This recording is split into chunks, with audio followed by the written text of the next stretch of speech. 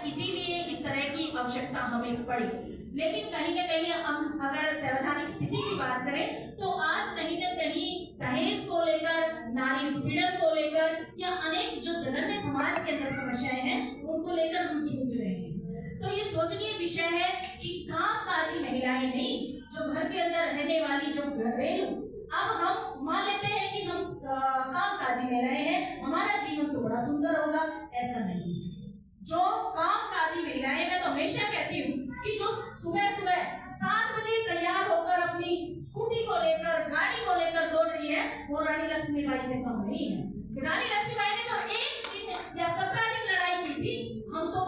365 दिन जो है अपने युद्ध क्षेत्र में खड़ी रहती है, कहीं कलम के रूप में और कहीं पर्ची के रूप में खड़ी रहती है 24 घंटे। और घर में कोई चाहे करे ना करे, लेकिन हमें अपने दायित्व को निभाना है। तो हम कमजोर तो कहीं है नहीं, चाहे हम घर के मामलों में देख लीजिए और चाहे सामाजिक तौर पर देख लीजिए। पुरुष एक पल के लिए पीछे हट सकता है, लेकिन कोई महिला, चाहे वो वात्सल्य का रूप हो, चाहे प्रेम का रूप हो, चाहे आत्मसम्मान का रूप हो, किसी भी क्षेत्र में महिला कम नहीं है।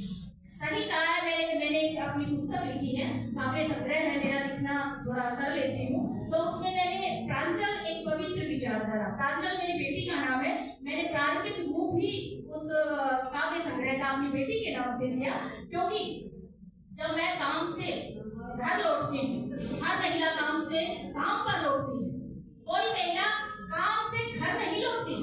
हर महिला काम से काम पर लौटती है, क्योंकि उसे घर जाकर भी काम करना होता है। तो मेरी बेटी जो है वो सहर्ष आएगी दौड़ करके और एक बिना पूछे पानी का गिलास लेकर आएगी, तो मन प्रसन्नचित्त हो जाता है कि वो छोटी सी नन्ही बच्ची 11 साल की, वो इस चीज को समझती है कि मम्मी काम करके आई है तो ये पानी का गिलास मुझे देना चाहिए। और ये बेटे के अंदर हम ये गुण सभी के अंदर ही अगर प्रसारित करें तो हमारा नैतिक दायित्व है, क्योंकि समाज के दोनों पक्षों को संभालना हमारा दायित्व है। और मैंने अपनी पंक्तियों में लिखा है, कभी पिता, कभी पुत्र और कभी प्रेमी के रूप में भाव बदल ही जाती हैं, और हर रिश्ते में, नारी के हर रिश्ते में किरदार बदल ही जाते हैं। नारी का हर रोल जो है हर जगह अलग अलग होता है, लेकिन वो भी सहजभावी होकर वो अपने रूप को प्रखर बनाती है और समाज के सामने। और एक बात शास्त्रों में लिखी गई है कि नारी और समुद्र जो है कभी भी अपनी सीमाएं नहीं लाता, और जब लांग देता है तो विनाश लाता है। तो कभी भी किसी महिला को आहत ना करे। पुरुष वर्ग कम है, फिर भी मैं कहना चाहूंगी कि किसी भी नारी को बाधित ना करे, किसी नारी को जो है अपमानित ना करें। द्रौपदी का आपने उदाहरण देखा है, और द्रौपदी जैसी महिला का जब अपमान हुआ तो महाभारत जैसा महान युद्ध हुआ। और जब नारी अपनी कला कौशल दिखाती है तो बड़े से बड़े युद्धों को भी समाप्त कर देती है, बड़े से बड़े घर के अंदर झगड़े को समाप्त कर सकती है और छोटे से छोटी बात को बड़ा बना सकती है। तो ये सब बातें हमारे अंदर ही है, जहाँ वो कोमल भाव को लेकर और अपने सर पर धारण करके समाज का सुंदर रूप बनाती है, वहीं अपनी क्रियाकलापों के माध्यम से, अपनी सृजन क्षमता के माध्यम से वो समाज का रूप बदल सकती है। तो नारी वास्तव में काबिले तारीफ है, और मंचों के माध्यम से ही नहीं, हृदय की गहराइयों से मैं नमन करती हूँ मेरी माता को, नमन करती हूँ सभी महिलाओं को और उस नारी शक्ति को जो इस गौरव में इतिहास को दोहराने के लिए, जहाँ वो कल्पना चावला बनती है, कहीं एक अच्छी शिक्षिका बनती है, कहीं अच्छी पायलट बनती है, और आज तो पुलिस के इस थाने में, महिला थाने में बैठ करके बातें कहना और सुनना मेरे लिए बड़े गर्व की बात है कि कितनी समाज के अंदर जब ये वर्दी पहन के आती है। आज मैंने कहा कि आज आप हमारे जैसे ही लग रहे हो, क्योंकि बड़े सुंदर लग रहे हैं, और जब इनको वर्दी में देखते हैं तो बड़े सिंपल और उस तरीके से थे। तो एक बार श्रम की अभिव्यक्ति के लिए जितना भी महिला स्टाफ जो यहाँ थाने से संबंधित है, एक बार श्रम की अभिव्यक्ति के लिए तालियां बजा लो, क्योंकि नारी शक्ति का रूप है, और दुर्गा शक्ति हो, चाहे महिला शक्ति हो, चाहे किसी भी तरीके से जब आप एक मजबूती के सामने आती हो तो हमें बड़ा गर्व होता है, और आपके लिए सदैव ही सम्माननीय भाव होते हैं। तो जीवन में आगे बढ़े और बढ़ने दें, और हम बहुत सारी बातें हैं हम मंच के माध्यम से कह सकते हैं, टीचर हो तो बहुत सारी बातें बता भी सकती हूँ, लेकिन नहीं, आज उत्सव का विषय है,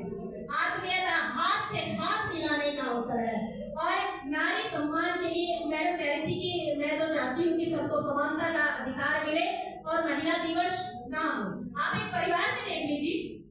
कि जो छोटा बच्चा होता है ना, बड़ा कुछ भी शरारत करे, लेकिन छोटे बच्चे को हम क्या कहेंगे, कोई बात नहीं, ये छोटा है, इसे मार भी दिया तो कोई बात नहीं। ये हमारे लिए इसलिए है क्योंकि प्रकृति ने ही हमें इतना कोमल बनाया है, लेकिन मानवीय भाव ने हमारे साथ जो है निष्पक्षता नहीं की। तो इसलिए अपने अधिकारों को जानने के लिए ये महिला अंतर्राष्ट्रीय महिला दिवस मना और मनाया जाता रहना चाहिए, क्योंकि अपनी मजबूती और अपने अधिकारों को हमें अपने हाथों से पकड़ना है और जकड़ना है और समाज के आगे इस बात को दोहराना है कि हम कभी भी किसी भी क्षेत्र में ना पहले कम थी, ना आज कम है और ना ही आगे अपनी बेटियों को कम होने देगी, लेकिन अच्छे संस्कारों के साथ, अच्छे विचारों के साथ, आदरणीय भाव के साथ और इस सुंदर और पावन अवसर पर एक एक व्यक्ति का इस स्थान पर आना और इस सुंदर आयोजन का शायद मेरे लिए ये पहली बार है यहाँ पे आना। और मैडम मंजू साहब ने जैसे बताया कि ये सुंदर जो आयोजन और पुष्पित भाव के साथ वेलकम करके फूलों के साथ जैसे आपको सुगंधित वातावरण बन रहा है, ये सभी के जीवन में ऐसा ही रहे। तो मान मिले, सम्मान मिले, हर व्यक्ति के जीवन में खुशियां हो। तो मैं मंच के माध्यम से और अपनी पंक्तियों के माध्यम से कहती हूँ कि मान मिले, सम्मान मिले और खुशियों की सौगात मिले, कदम कदम पर मिले सफलता, ऐसा सुख संसार मिले, हर महिला को सुख संसार मिले, ताकि वो जीवन में ख्याति बनवाए, अपने वर्चस्व को बनवाए और अपनी प्रतिभा का लोहा बनवा समाज के सामने अग्रणी विरोधा बनाए। इसी के साथ सभी महिलाओं को अंतर्राष्ट्रीय महिला दिवस की बहुत बहुत शुभकामनाएं।